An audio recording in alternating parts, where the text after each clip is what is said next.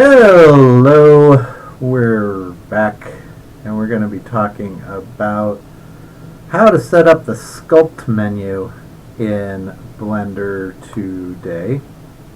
I've just got a plane to work on. I figured we've seen a lot of cubes lately, so we're going to work on a plane today. But the Sculpt menu is going to allow you to use sub-D surfaces, which we'll talk about, to sculpt or add a whole lot of detail that you really couldn't do unless you use that sub-D surface trick. And Blender's basically the same way that it works with sub-D surfaces as other programs, but Blender's Sculpt menu is something that other programs don't really do as well. It's got a really nice sculpting tool built into it. So this video is just going to be kind of the setup, and then we'll turn you loose here in the future with it. So to set this up, I'm going to take this plane, and remember the plane is just a one polygon right now. It's a four-sided polygon, and I'm going to turn off my grid here, and we're going to turn off those little direction things. Don't need that anymore. So what we want to do is subdivide this, and if I go to my modifiers, and we're going to add a modifier, there's two modifiers that are basically going to subdivide a mesh.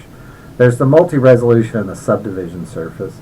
The subdivision surface is just kind of a one-off thing. It will subdivide it, and that's all it will do. And it has its purposes, but we're going to use the multi-resolution modifier here, because what it's going to allow us to do is set the subdivisions and be able to go up and down through the subdivision, something the subdivision modifier doesn't really do. And the way that works is you hit the subdivide button. Now my plane here is going to start turning into something that will probably look cylindrical as we move along. It'll flatten out here in a minute. You'll see by subdividing it, my preview, sculpt, and render, all these now switch to 1.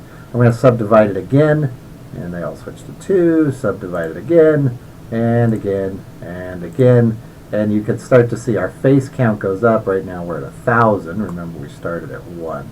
Now, if you want those corners to stay in place when you're using the multi-sub modifier, I'm going to go ahead and take this modifier off for a second.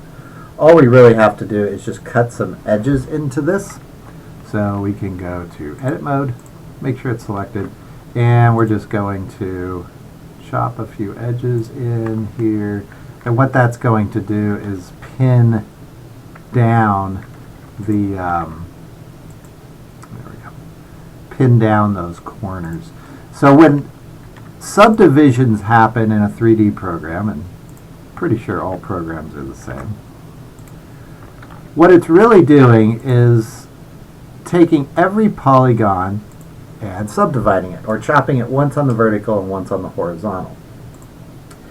And it doesn't take a genius to figure out that if you do that and you have what are called these supporting edges, well, the edge is going to get chopped up quite a bit, but it will hold that edge. In fact, we'll probably just end up with a little rounded piece right here. So let's now see what happens when we add our modifier again. So we'll go to multi-resolution. This time we'll go to, back out to object mode here, and we'll subdivide it. And you'll see it's at 1, and not much seems to have happened. If I switch this over to wireframe or wireframe solid, I'll just switch it to wireframe because that's pretty quick. You can see that it's subdividing it. See, there's that little rounded corner. So we'll subdivide it again. Now these edges are really getting subdivided a lot, but the interior, not so much. And you can see it just keeps quadrupling the poly count every time we go up. Now I'm keeping an eye on this face count up here. We're at 147,000 there. And you can see it's pretty good. If I hit this again, we're going to be up, 500,000 now. So that's a lot of faces. Okay, we'll leave it there for now. And we can go up and down. So if I want to turn the sculpt down on this, we can hit that button, the preview. You can see I can go up and down, and it's going to match our sculpt as we go. So I'll leave it at 8 for the time being. We're just going to kind of sculpt some stuff on here, just so we've got something to play with. Alright, so now we're ready to go over to Sculpt, and we would leave this modifier on as we go over to our Sculpt menu. So we'll go over to Sculpt, and we've seen this guy before, but this is our brush. If we click on this big window, here are all the different brushes that you're going to get. You may have some different brushes than I do. I've had some issues with some brushes disappearing over the years, and I'm not quite sure what's causing that. I'm missing my polish brush, but anyway.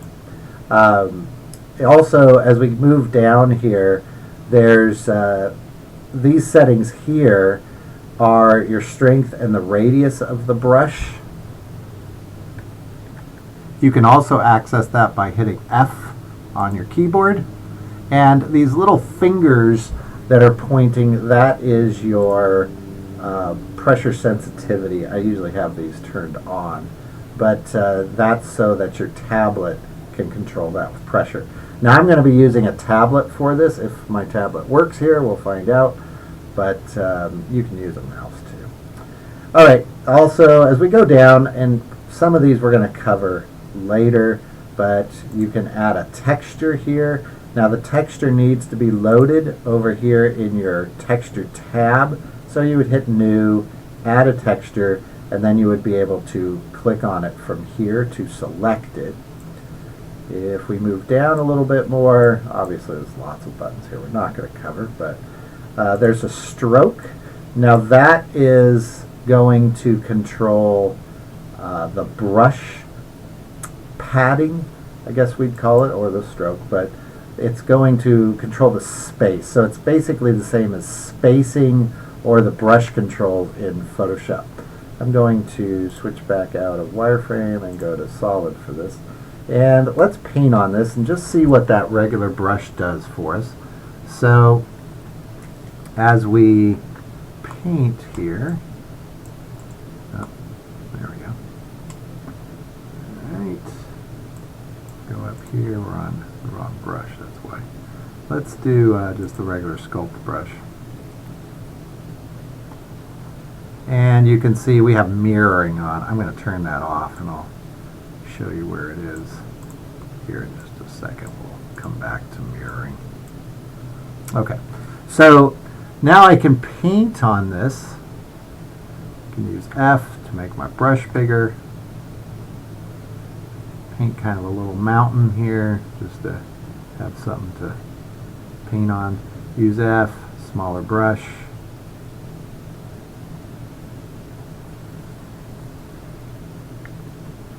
Control is going to push down or remove, erase, subtract. That's your control key. And for something like our mountains here, obviously it's pretty easy just to make something that's going to work. Just going to paint in some stuff. We're going to scroll down here to that, where is it, stroke. Here we go. There's some settings here in stroke you want to pay attention to. The spacing is the, well, go back up here to your brush. Your brush is made up of a little image that's being dragged along the surface. It's the same as Photoshop. And the stroke spacing determines how far away those little images are from each other. So for instance, if I knock this up to say 49%, you can see it's going to make like dots or a row of pearls. Where if I knock this down to usually anything around 10% will work, it's going to make a smooth pattern. You don't need to go down to 1 or 0%, because then it's just kind of layering those patterns on top of each other. Usually like 8, 9, 10% works fine for most of these brushes, but it is dependent on the scale. The smooth stroke here will allow you to drag out kind of a little Bezier handle, and that just balances out the stroke so that you can make a smoother stroke as you drag it. I use it sometimes. It's really more specialized, and it's really good for straight lines on hard surface objects. If we go down to the curve, then what this is going to allow you to do is make your own brush. This is the fall off. So this is the highest point, or where the most impact is going to be with your brush, and this is the lowest. It does have some default settings, and I tend to really only use 3 of these. I use this kind of bump one here, which if we just drag it out, you can see it kind of makes a little dome. I use this little pinch one, or the sharp one, which makes kind of a little creased brush. And then I tend to use this flat one, which is just going to kind of stamp in the image of your brush. I usually use that on hard surface stuff. We'll leave it at this one for now. And you can control that. You can add more controllers here if you need them. I don't do that a lot, but there are some tools up there if you want to add these little Bezier handles into your brush to make a niftier brush. I'm going to skip Topo for a second, move down to Symmetry. Now, Symmetry did not show up until the newer versions of Blender. I think it showed up in 2.745, something like that. Really important in that it will allow you to paint equally on both sides, and you can turn on multiple axes if you want, but you can see I'm painting on both sides. So if you're painting something like a face or a creature, you certainly would want to use that Symmetry, and that alone is worth the upgrade. Not that it costs you anything with Blender, but it's worth the trouble of upgrading just for that feature alone. I'm using 2.76, but I think it showed up in, I want to say, 2.74. There's, again, some other tools. Remember, you can turn on more than one of those at once. Also, something I didn't mention is Shift smooths the object. And so we're usually laying down paint and smoothing it. Now, that does not add geometry. It only smooths those little polygons that have been displaced. Now, speaking of adding geometry, there's Topo. I'm only going to point this out right now because we'll be talking more about it later. But Topo will add geometry to your mesh. And I'm going to jump down here. If I go down in Preview, so if we bump this guy down, let's go to our wireframe here. And let's go down to Sculpt. So if I remove some of those iterations and go to Topo, enable Topo, just say OK to that, then what it's going to do is paint in geometry wherever it needs it. Now, it's also based off of the viewport distance. So as I zoom in here, so if I zoom in way in here, you're going to see it add a lot more detail. And you can get an incredible amount of detail with this. Let's go in here like microscopic level, and you can see that it will add a lot of detail. If I zoom out, take a look at that in regular mode, you can see that we've added a lot of detail. Now, there's certainly benefits to that. You're adding detail wherever you need it. I don't need it in this flat area. And so you can see our try count really isn't so bad because we haven't added all the tries. The bad thing is it does nothing to preserve edge loops or the structure of your mesh. If you're going to use this, I would only use it on the high poly models. I don't think I'd ever use it on your lower poly models that you're actually going to be using. But the high poly models, anything's fair on the high polys, because for the most part, we're not going to use those in the game engine. Anyways, we'll talk more about Topo in the future, but you can play around with it right there if you would like. Moving down a little bit more, there are some other settings. There's a history tab down here that's available to you. So that's the big general overview. Another little tab that threw me when I started is this one, finding it here, this one, and that's your options. So there is another tab here. I don't use it a lot, and again, we'll get over to this one in a future video, but it is there, and that will control your slots for your brushes. So if I was to go to, I use the clay one quite a bit. How about clay?